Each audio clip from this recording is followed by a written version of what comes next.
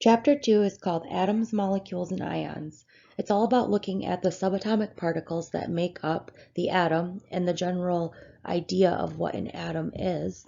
And later in the chapter, we'll learn about some chemical nomenclature. So exactly what are atoms? Last chapter, we talked a lot about matter, and we also defined an element as the simplest type of pure substance. An element could not be broken down any further and retain the properties of matter. So if we imagine that we have a pure gold bar, gold is one of our elements. If we were to take our gold bar and keep dividing it in half and break it in half and break it in half again, eventually we would get down to a single atom of gold.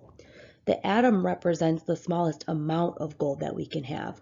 If we were to break into it any further, we would be reaching into those subatomic particles, but it wouldn't still be considered matter.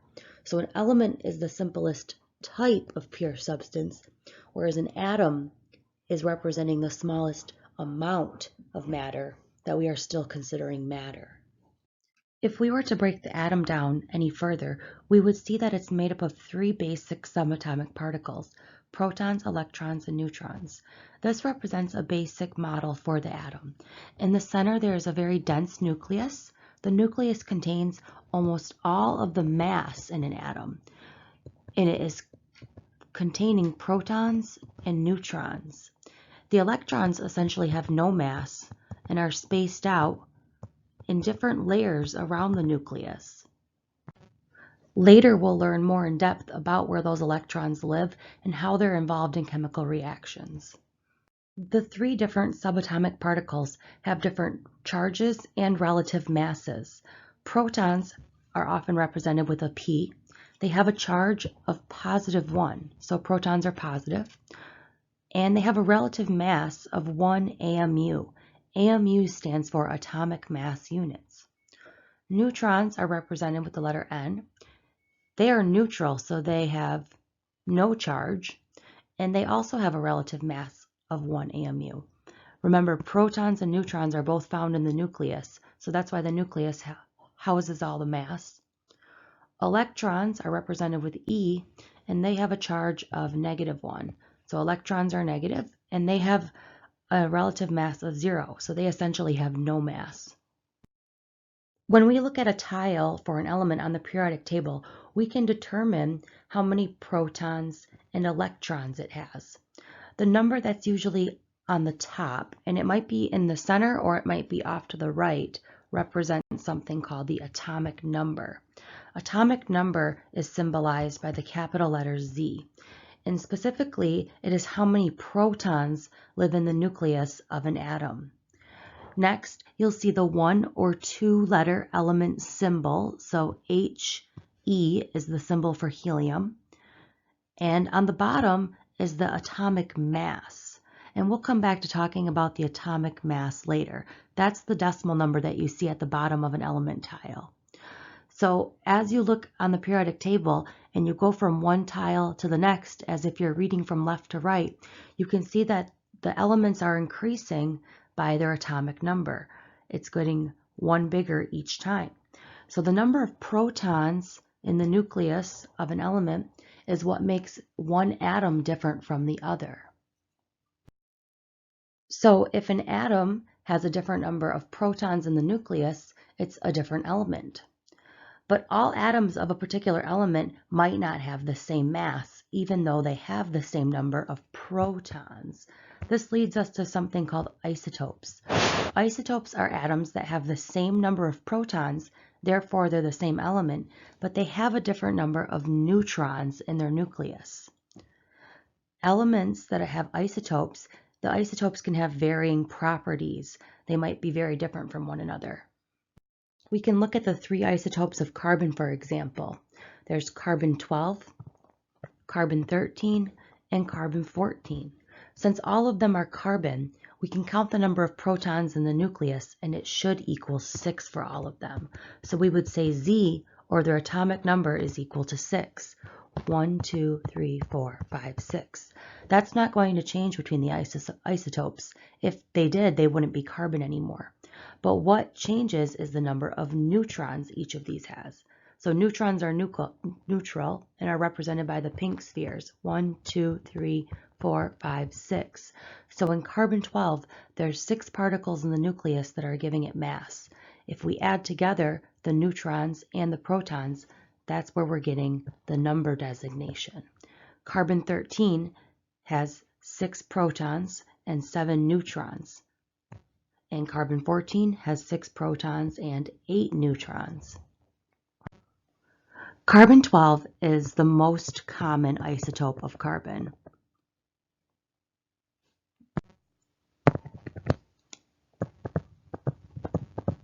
Whereas carbon-13 is only found in nature to a very small extent, only about 1.1%.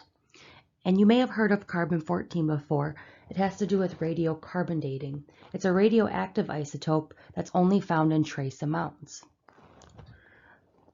If you were to count the number of electrons around each nucleus, we can see that in a neutral carbon atom, the number of protons in the nucleus is exactly equal to the number of electrons. So all of these have 6 electrons as well. That will only be the case if we're working with a neutral atom. How we distinguished between the isotopes of carbon was carbon-12, carbon-13, and carbon-14. The 12, 13, and 14 represented the mass number. Using the element name followed by the mass number is one way to distinguish between isotopes. Another is to use symbol notation. Symbol notation uses the mass number, which is A. The mass number tells us the number of protons and neutrons. And the atomic number, Z, which we learned the atomic number is the number of protons in the atom's nucleus. We also list the element symbol, which is being represented by X. We can never exactly predict how many neutrons a specific isotope will have. We have to know a little bit about it. We need to know the mass number, since the mass number contains the number of protons and neutrons. Let's look at an example. A nickel atom has a mass number of 57. How many protons, neutrons, and electrons are present in this nickel atom? If we were going to write this in word notation, we would write nickel followed by the mass number, which we were told was 57. Mass number is represented with a capital letter A, and that's equal to the number of protons plus the number of neutrons. Since we know that the atom is a nickel atom, we can use the periodic table to determine what the atomic number is. Atomic number is represented with capital letter Z. And if we were to look at the atomic number for nickel, we would see that it is equal to 28. The atomic number specifically tells us the number of protons. So for us to figure out what the number of neutrons are, neutrons will be equal to the mass number minus the atomic number. So 57 minus 28, and that'll be 29 for the number of neutrons. So our protons was 28, our neutrons was 29, and for our electrons, this doesn't say anything about the atom being an ion, so we have to assume it's neutral. In a neutral atom, we can assume that protons are equal to electrons.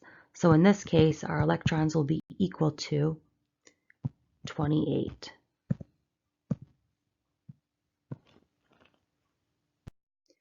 Here is another example of isotope notation. What is the mass number of a nitrogen atom that has 8 neutrons? Nitrogen, we could look up on the periodic table and find its atomic number, which is Z, and that would be equal to 7. So what two particles give mass? That's going to be the neutrons and the protons.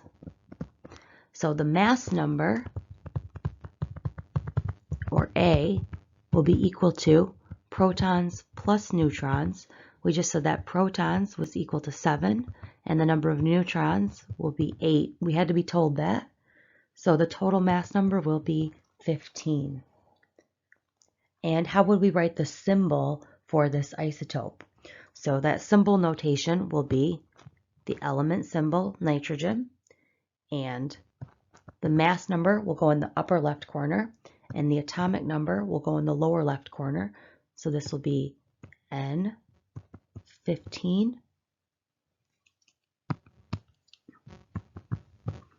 and 7 down here in the lower left corner. When we're looking at an element tile, we already talked about that the top number is the atomic number or number of protons. We have the element symbol, and then we have the decimal number on the bottom. So that decimal number is the atomic mass or the average atomic mass. What that is a weighted average of all of the naturally occurring isotopes of an element. So some elements might have 3 isotopes, some elements might have 18 isotopes, but however many of them are naturally occurring, if we were to take an average of all of their masses and their percentage abundances and calculate that average atomic mass, that would be the decimal number we see. Just for clarification, the mass number is not equal to the atomic mass. Mass number is specifically protons plus neutrons, whereas atomic mass is the average of all of the isotopes. Atomic masses are measured in units of AMU, which stands for atomic mass unit. This was a new unit that was developed for the very small masses of atoms. The definition of 1 AMU is 1/12 of the mass of one carbon-12 atom. So if we can imagine how small one carbon-12 atom is, and then we took 1/12 of it, that's how 1 AMU was defined. So that means the masses of every other element on the periodic table are based upon carbon-12 specifically. That would mean if we were to solve for the mass of one carbon-12 atom, if we multiplied both sides by 12, one carbon-12 atom would equal 12 AMUs exactly. So that's a definition, and that is how the AMU is defined. It used to be based upon a different element than carbon-12. It was based upon the isotope oxygen-16. And so all the masses were a little bit different, but it's a relative mass essentially. Since all of the elements on the periodic table have an average mass based upon carbon-12, all of them are going to be a decimal besides carbon-12 specifically. And if you remember, when we looked at the subatomic particles, protons and neutrons had a mass of just about 1 AMU. We can actually calculate the atomic mass on the periodic table for any element if we know a little bit about its isotopes and their fractional abundance or their percentage abundance. So we'll practice using this formula in a little bit. The average atomic mass is equal to the sum, that sigma sign means sum, of the fractional abundance times the isotope mass. Often abundances are reported in percent abundance, and we have to actually convert them into their decimal notation, which is the fractional abundance. So let's practice for carbon-12 and carbon-13, calculating the average atomic mass with the information we're given in the table below. Carbon-12 has an atomic mass of exactly 12 AMUs, and we're told the percentage abundance is 98.89%. Carbon-13 has an atomic mass of 13.0034 AMU, and the percent abundance is 1.11%. So we're going to calculate the fractional abundance from the percentage abundance by dividing by 100. So we'll end up moving the decimal place 2 to the left. 0.9889 will be the fractional abundance, and 0.0111 will be the fractional abundance for carbon-13. How we calculate the average atomic mass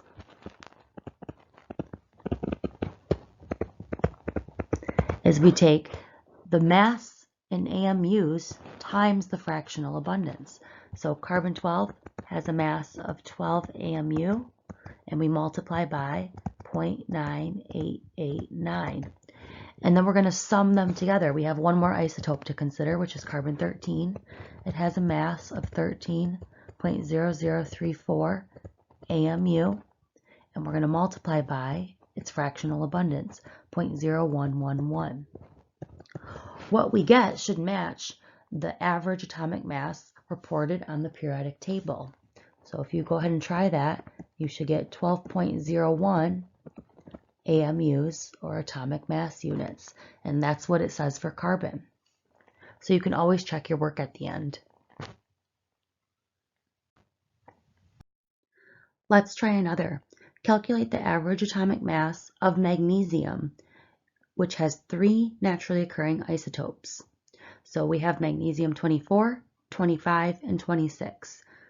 We have our percentage abundance, but we'll need to convert that to our fractional abundance by dividing by 100. So we're going to have 0.7899 for magnesium 24, 0.1000 for magnesium 25, and 0.1101 for magnesium 26. We're calculating the atomic mass, and that'll be equal to the average atomic mass of magnesium 24, which is 23.985 AMU, times the fractional abundance, 0.7899, plus the average atomic mass of magnesium 25, which is 24.986 AMU, times its fractional abundance, which is 0.1, plus the last isotope, which is magnesium 26. It has an average mass of 25.983 AMU, times its fractional abundance, 0.1101.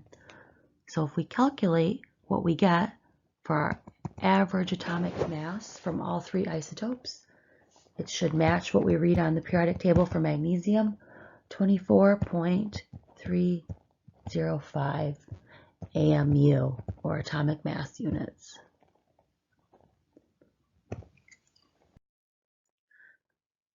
There are different types of chemical formulas, and depending upon the type, we could learn about the structure of the compound, or we might just learn about what type of atoms are in the compound. A molecular formula is a representation of a molecule that uses chemical symbols to indicate the types of atoms, followed by subscripts to show the number of atoms in each type of molecule. We can also have structural formulas. They contain the same information as the molecular formula, but they also show us exactly how the atoms are connected. So they give us a little bit of extra information. If we look at methane, for example, CH4 would represent a molecular formula. We know that there's 1 atom of carbon. The 1 isn't written, it's just implied. And there's 4 atoms of hydrogen. The following 3 represent different types of structural formulas. The first one represents a line bond structure, or a Lewis structure. The second one is called ball and stick notation. So all of these outer white balls represent hydrogen atoms, and the center represents our carbon atom. And the last third one represents what's called a space filling model. They all have different purposes, but they all tell us the same thing, how the atoms are connected together. We will learn how to draw Lewis structures later in this class and learn how to determine the shapes and geometries of different molecules. A third type of formula, which we're going to talk about more in Chapter 3, is called the empirical formula. This indicates the types of atoms present and the simplest whole number ratio of the atoms or ions in the compound. The simplest formula for a compound is another way to think about the empirical formula. If we look at, for example, hydrogen peroxide, the molecular formula is H2O2. We could divide hydrogen and oxygen by 2 to simplify this. So the empirical formula would be HO. Glucose is C6H12O6. We could divide everything in that formula by 6. So the empirical formula would be CH2O6. O. The molecular formula of water is H2O.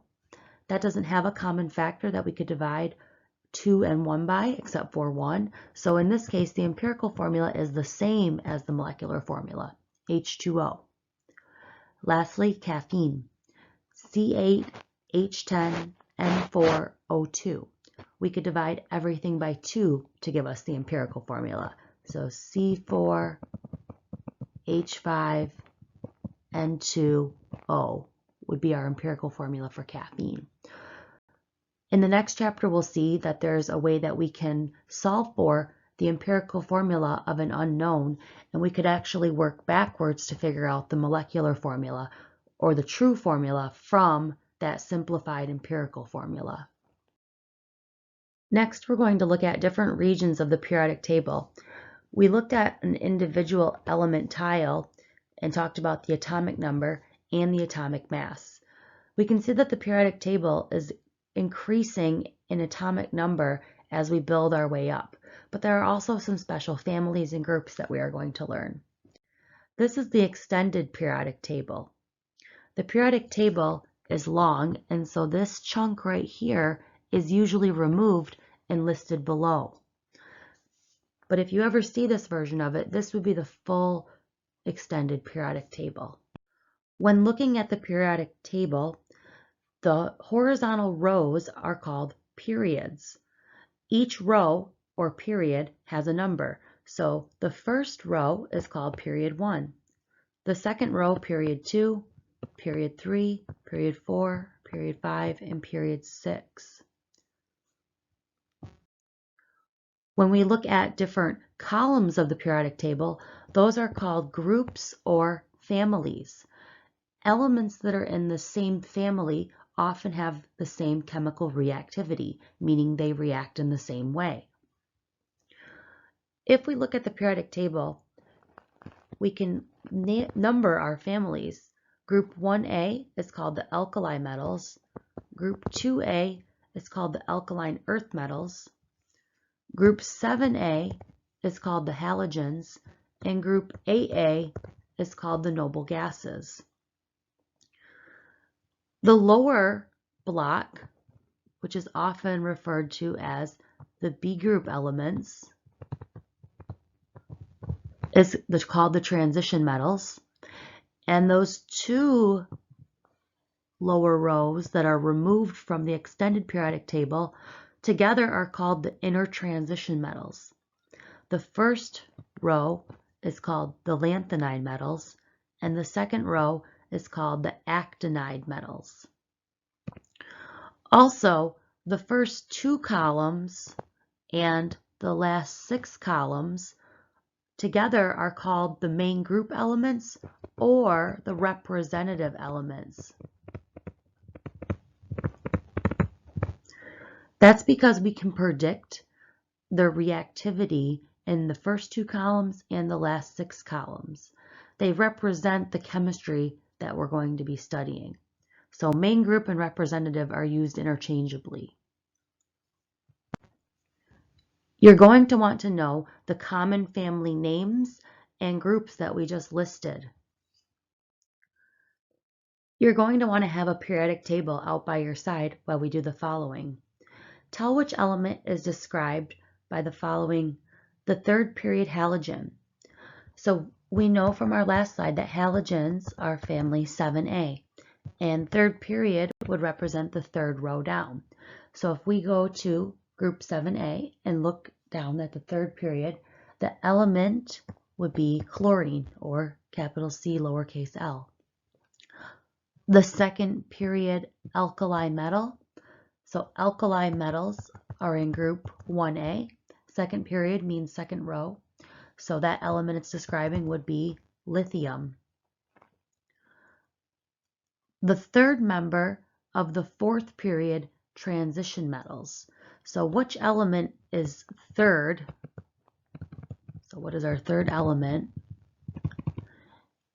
That's in the fourth period, so fourth row, and in the transition metals. So if we find our transition metals, those are in the B block.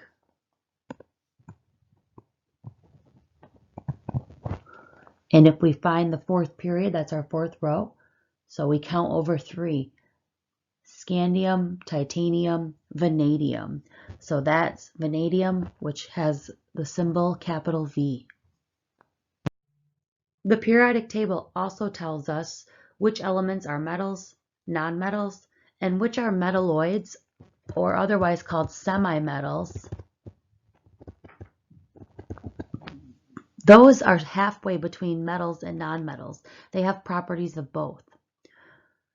So if we were to imagine there's a magic stair-step line running right here, most of the elements to the left of that magic stair-step line are going to be our metals. In this picture, all of our metals are represented in this kind of seafoam green color. Most of the elements are metals. The only exception to that is hydrogen, which is over in the top left corner. That's actually a nonmetal, but it is a group 1A element. And that has to do with its number of electrons and its reactivity. To the right of our stair-step line, in the upper right corner, this is going to be where most of our nonmetals live. So elements like carbon, nitrogen, oxygen, fluorine are group AA elements, which are our noble gases. All of those are nonmetals. The elements that live right along the stair-step line, with an exception of a few, that is where the semimetals live, or the metalloids. Here's a few things about metals. All of the metals on the periodic table are solids, except for mercury, which is a liquid. Metals are shiny and good conductors of heat and electricity. They are ductile, which means they can be drawn into thin wires. They are malleable. They can be easily hammered into very thin sheets. Metals often lose their electrons easily, so when we start looking at chemical reactivity, we'll see that metals like to give up their electrons in chemical reactions. On the right-hand side, we have a few examples of various metals. Sodium, which is very soft, it can be cut with a knife. It's also highly explosive and reactive with water. Copper, which you've seen before if you've looked at a copper penny. Mercury is a liquid metal, and then chromium. Nonmetals are the exact opposite of metals. About half of the nonmetals are solids, and half of them are gases. Bromine is the only other liquid element except mercury, and bromine is a red liquid. Nonmetals are often brittle, they're not ductile or malleable, and they're often poor conductors of heat and electricity. When we look at chemical reactivity, nonmetals often like to gain electrons in chemical reactions. On the right-hand side, we have 4 examples.